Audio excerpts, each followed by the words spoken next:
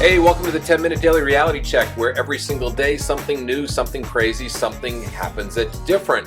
Yesterday we talked about a braingasm.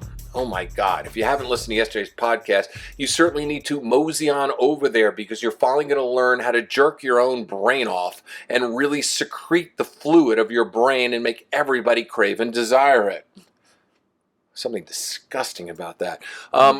Anyway, today I'm with Camille again. She'll tell you where to find her at the end if she's still standing after this podcast. Chicago's been an interesting experience as always.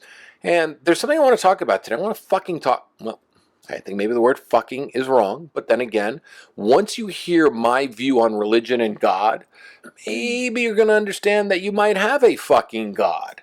You might have a God that looks a little bit like, well, maybe Joe Flacco of the Baltimore Ravens.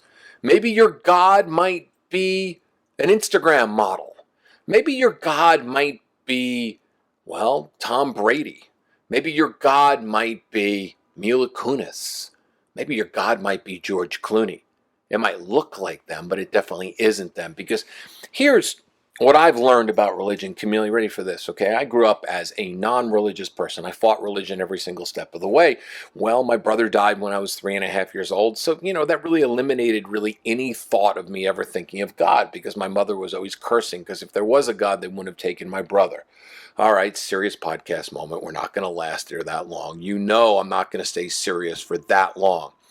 But anyway, most of my life, I grew up without thinking there was God. And finally, about a year ago, I went to go see one of my healers. I do live in Los Angeles. We do have healers in Los Angeles, okay?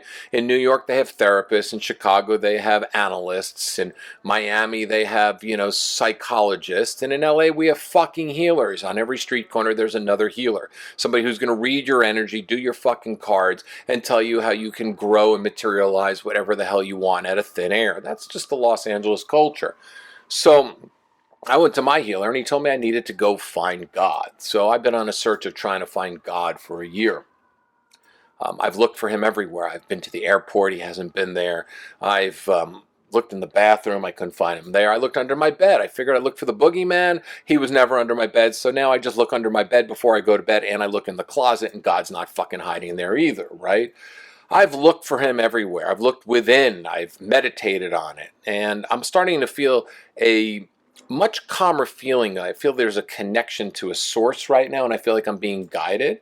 So maybe I'm starting to feel God in ways that I never ever felt before. Until the other day, I was taking an airplane ride and met a really interesting guy that was sitting next to me. We had this long talk. And Michael, this podcast is for you. He says, what about you design your own God? Think about that, right? We design everything else nowadays. If you go to a weed store in California, there's fucking grades of marijuana that would just blow you away. There's designer weed. There's designer bags. There's designer jeans. There's designer everything. There's designer purses, designer luggage, designer hotels. What about if we designed our own God? Why not, right? Religion has done it, as you told me. Mm-hmm. Yeah, I feel like that's what... I might get in trouble for this, but I feel like that's what, most of Who's going to strike you down? God?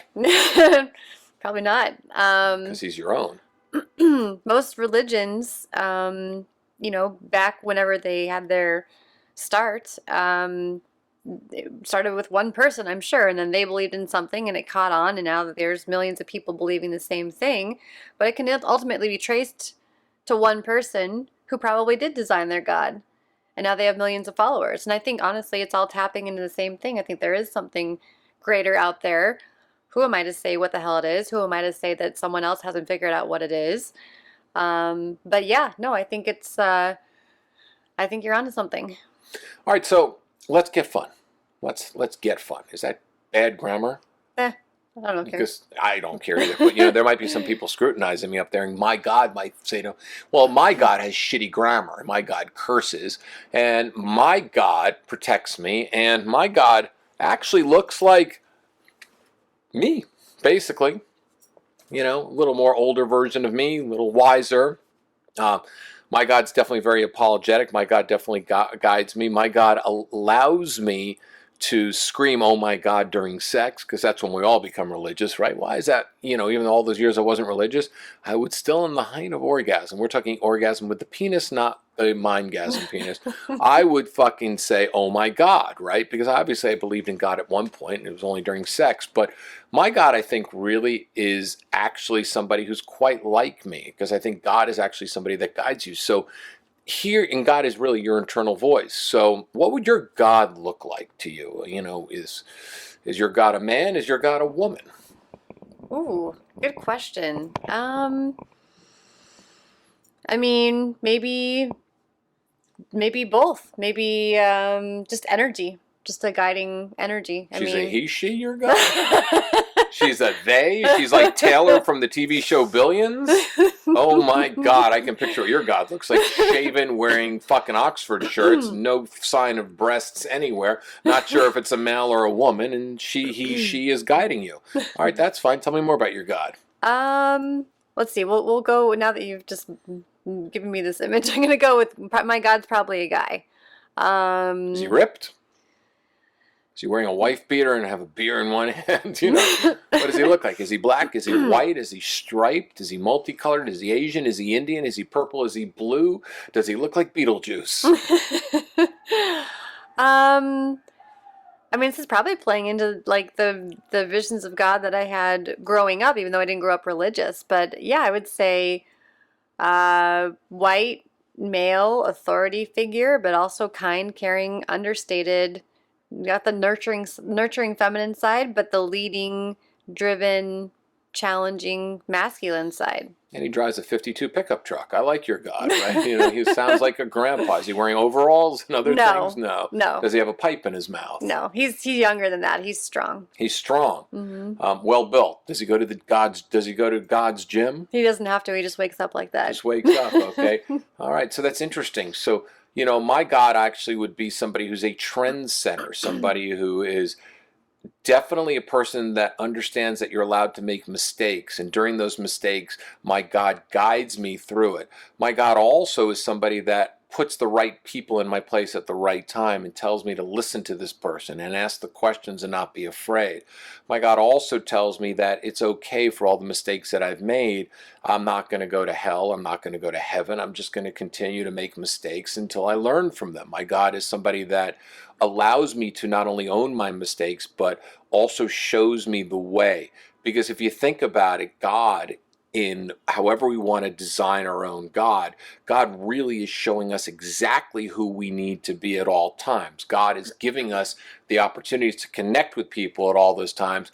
And the biggest thing, and the only thing God is really asking for at the end of the day, is like, fucking thank you. Thank you so much for guiding, because really God is within all of us. So whatever God looks like, it is whatever we choose it to be. If you're a big NFL football player and you're 335 pounds, your God can be 400 pounds. If you like maple syrup, your God can look like Aunt Jemima. Remember Aunt Jemima on the side of those?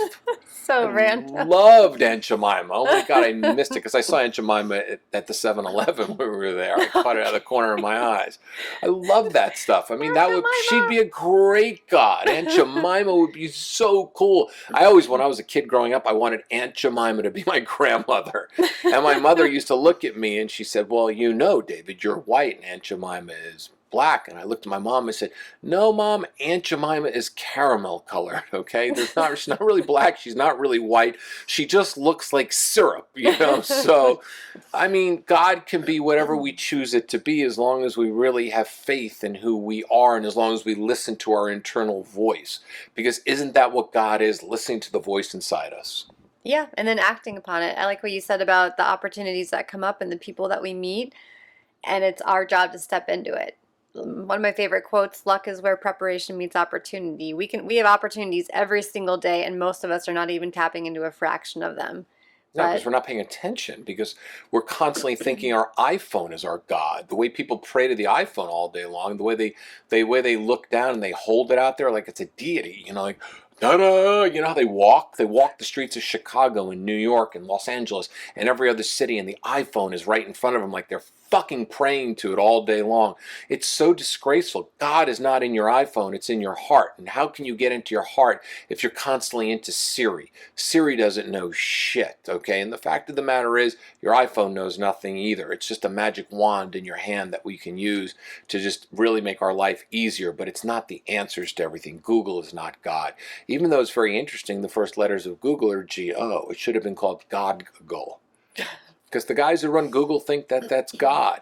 And the fact is, most of the stuff on Google scares the shit out of you, because if you have a bloody nose, you just Google it, and the next thing you know, you got cancer. Everything is cancer that you Google. You know, I have an itch inside my ear. Well, you must have ear cancer. Anyway, design your own God. This is a good question, and this is something that I think you need to pass this podcast around. Hint, hint, spread it around. I ask God, spread my podcast around, God damn it. God damn it. Anyway, spread this around, because I think this is a great topic to talk about. Whether you're on a date, whether you're with people, if you could design your own God, what would that look like? Because I think the world finally needs a designer God. We all have our own version of it, and it's all right. There's not one wrong version of it. Camille, where could they find you? And if God is listening right now, where can he find you as well? They can all find me at masterofflinedating.com. And you can find me at the 10-minute daily reality check, radical self-help that doesn't suck. Today we talked about God. Yesterday we talked about jerking our brains off. Who knows what's going to happen and what's going to show up on the show tomorrow. All I can tell you is that you need to find your intuition, your inner voice, and allow that inner voice to shine. You need to listen to yourself, because self is God and God is selfless. There is about as much religion as I'm going to talk about for a while. We'll see you on the show tomorrow. Who knows what's going to be about, because every single day is a chance to explore another reality that we all need to think about differently on the 10-minute daily reality check.